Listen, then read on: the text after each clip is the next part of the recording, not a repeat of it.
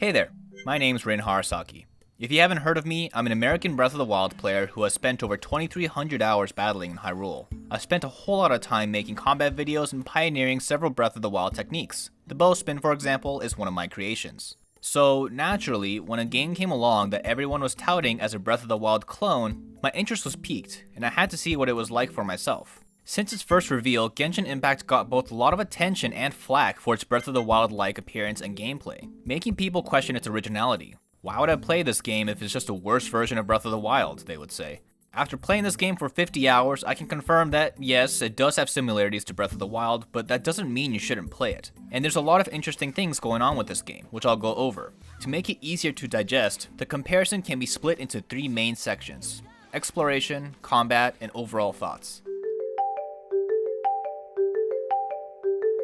This is where I felt Genshin Impact is the most similar to Breath of the Wild, and this is also what was shown most in trailers leading up to Genshin Impact's release, which made people angry to the point of destroying PS4s in protest of this game's development. When it comes to exploration, Genshin Impact really feels like a bit of a mixed bag. The similarities are obvious to the point of being blatant. The gliding mechanics are pretty much the same, and both games have the options to climb or jump up most surfaces, jump off walls, attack while falling, and use stamina to sprint, and much more. In that respect, Genshin Impact feels really familiar, and it's easy to get accustomed to the exploration when you know exactly what you're doing. At times, it can feel alarmingly similar, particularly when you reach parts of the map such as Mount Hulao and Cape Oath, which are nearly identical to Satori Mountain and Cape Chaos from Breath of the Wild. Taking inspiration from a game as well received as Breath of the Wild is understandable, and honestly more games should take inspiration from it. But I did begin to wonder how Genshin Impact's developers were able to get away with this level of similarity. Genshin Impact even keeps some of Breath of the Wild's issues, such as automatically clambering onto objects you didn't mean to. But to its credit, Genshin also streamlines some things from Breath of the Wild's gameplay system, such as fast swimming instead of Breath of the Wild's swim dash option, which limited your ability to steer Link. Mercifully, you can also climb in the rain in Genshin. This makes it much less stressful to traverse when the weather isn't ideal. Even though for the most part people disliked the rain climbing limitations, difficulties such as these would make you think more about how to approach traversal and whether there's other ways around. In many cases, it pushed players into other mechanics, such as camping until the weather clears, using Rivali's Gale, and other unconventional methods that can present alternate ways to get to places. One of the wonders of Breath of the Wild is its playground-like world and its use of multiple tools to manipulate that world. That's what made it engrossing to be in. While Genshin Impact doesn't really have those elements, I don't think it's entirely necessary, as its developers really focus on making it an RPG first and an open world adventure game second, and that's okay. One thing Genshin does right, just like Breath of the Wild, is the breadcrumb-like exploration. The fact that you can get distracted so easily when you're going from place to place makes Genshin Impact's world extremely fun to explore, and makes it rewarding to go out of your way to scavenge materials on your way to your next objective. And while the Ubisoft Tower system is nothing new or exclusive to Breath of the Wild, it's an integral part of exploration that makes an appearance in Genshin as well. So, is Genshin Impact's exploration as good as Breath of the Wild's exploration? Not really. It's perhaps more intuitive, but not as considered. Either way, you will definitely get lost in it and probably enjoy the vast, colorful world. The fact that you get to have that in a game that's played for free is a huge plus in my book.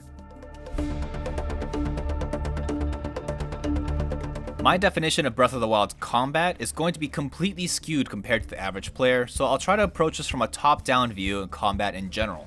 I can safely say that this is where Genshin Impact deviates the most from Breath of the Wild, and it is immensely fun to play in its own distinct way. While Breath of the Wild did heavily use elements in combat, Genshin Impact uses them differently, rewarding character swapping to gain buffs and encouraging element mixing. This is done by tying each character to a specific element, and when combined with weapons and artifacts effects, it really creates satisfying depth.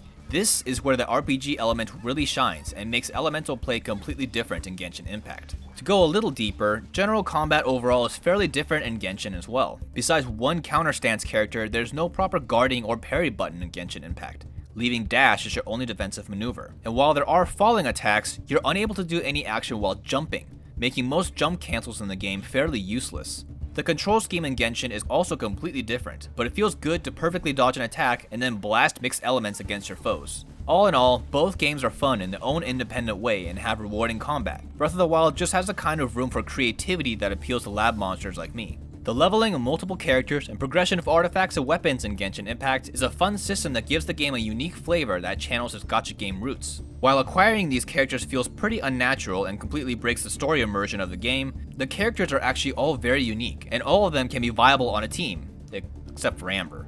Having this character swapping system almost makes me want a similar system of switching characters with Zelda and Link in the Breath of the Wild sequel, but ultimately I think that would feel unnatural and would break the immersion of a mainline Zelda game.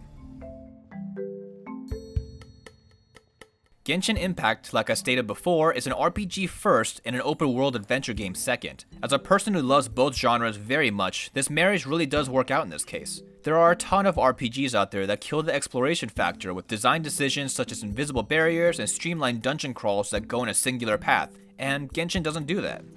While the story isn't much to write home about, even when compared to Breath of the Wild's rather light story, the nice visual aesthetic, the in-depth combat, and the breadcrumb-like exploration really creates a sense of immersion. And while yes, Genshin Impact's Breath of the Wild inspirations border on outright copying, that shouldn't inspire anger and objections. Why wouldn't you want more games to take inspiration from one of the greatest games of all time? And remember, if you're turned off by Genshin's gacha elements, this game is completely free. With that in mind, it makes it hard not to recommend at least trying this game out. At the very least, it's a good game to keep you busy until Age of Calamity and the Breath of the Wild sequel shows up, whenever that is. And when it does, you'll find me here exclusively on GameSpot for Breath of the Wild combat content. You can be sure I'll be digging very deep into that game. And if you want to see more Genshin Impact content, let us know in the comments below. Thanks for watching.